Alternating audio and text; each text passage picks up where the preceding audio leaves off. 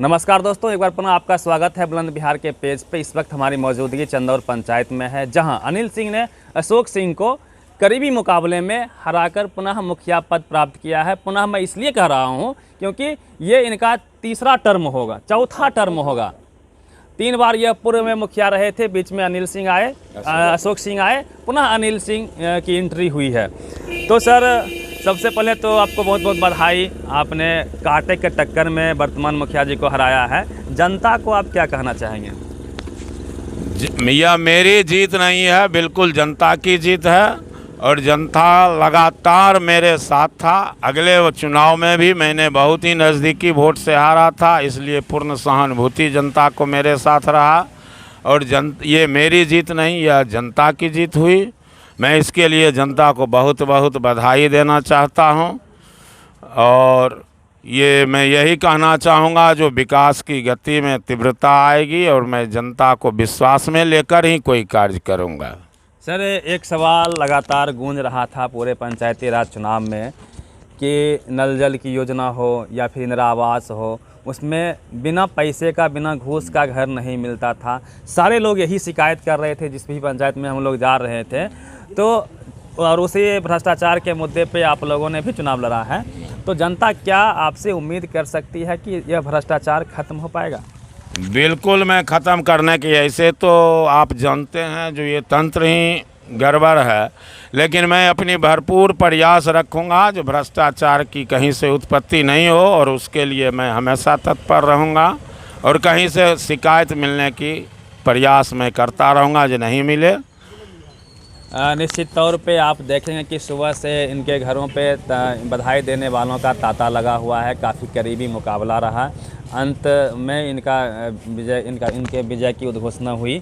और मैं आपको बता दूं कि पिछली बार लगातार मुखिया रहने के बावजूद ये सबसे लोकप्रिय उम्मीदवार भी रहे हैं इस क्षेत्र में। और मैं आपको बता दूं कि लगातार चंदौर की चर्चा हमेशा सबसे पहले होती थी। कई डिबेट्स यहाँ पे लगातार चल रहे थे, कौन सबसे आगे होगा। सबको जवाब मिल चुका है, अब यह पंचायत सबसे आगे हो पाएगा। बिल्कुल, पूर्व में भी था। मैं यहाँ बता दूं, जो 3 बार मैं मुखिया के अध्यक्ष के रूप में भी रहा और मैं अपनी पंचायत का नाम हमेशा रोशन करते रहे। जिला में भी आज तक किन्हीं को आप पूछिएगा तो कहेगा वो चंदौर पंचायत अनिल सिंह मुखिया जी। इसलिए मेरा यहाँ से जिला स्तरीय पकड़ है और मैं पंचायत का नाम कभी गिरने नहीं दूंगा। आपके क्षेत्र में ही मैं घूम रहा था, कई महिलाएं कह रही थी कि घर बड़ी मुश्किल से मिल पाता है। मोदी जी ने कहा है 22 तक सबको घर देंगे, लेकिन बिना पैसा का घर नहीं मिलता है। लोग कहता है कि बिचौलिया है, और हम लोग कहते हैं बजावते कि प्रतिनिधि ही बिचौलिया होता है। तो अब जो नए प्रतिनिधि, और यही कारण रहा है कि 16 पंचायत था भगवानपुर में, 15 के मुखिया बदल चुके हैं।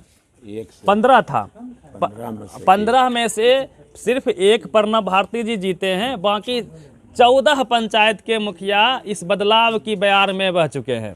बिल्कुल। तो पंचायत में भी बदलाव हो पाएगा। निश्चित पंचायत में बदलाव, देखिए उसमें सीधी बात है, जो जैसा जनप्रतिनिधि होंगे वैसा पंचायत चलेगा। अगर आप स्वच्छ हैं तो पंचायत स्वच्छ चलेगा, मैं इसमें स्पष्ट कर देना। चलिए, और भी लोगों से हम बात करते हैं जो सुबह से इनके दरवाजे पे हैं, बधाई देने के लिए आए हुए हैं। तो कल तक तो जनता मालिक हुआ करती थी, है ना? अब आपको मालिक जनता ने बना दिया है। तो क्या क्या उम्मीद लेके आए हैं इनके यहाँ? पहला नंबर तो मुखिया जी स्वच्छ छवि के हैं। आज से 15 साल पहले इन्होंने हमारे गांव में ट्यूबवेल दिए हैं, जो नल जल योजना आज शुरू हुआ है। और हमारे मुखिया जी के पहले ही आवर में हमें एक ट्यूबवेल था और यहाँ जो है पानी चल रहा था। तो मुखिया जी हमारे बहुत अच्छे लोकप्रिय मुखिया हैं। तो क्या क्या उम्मीद है और बेहतर विकास हो पाएगा? मुखिया जी शिक्षा पे ध्यान देंगे, स्वास्थ्य पे ध्यान देंगे, और सबसे बड़ी बात है जो इन्होंने भाईचारे को मिला के रखा है। आप समझ सकते हैं जो चौथे टर्म में इन्होंने 4 बार मुखिया किसी के लिए आसान है। मुखिया सबसे कठिन मुखिया का पद होता है चुनाव में, पंचायती राज चुनाव में।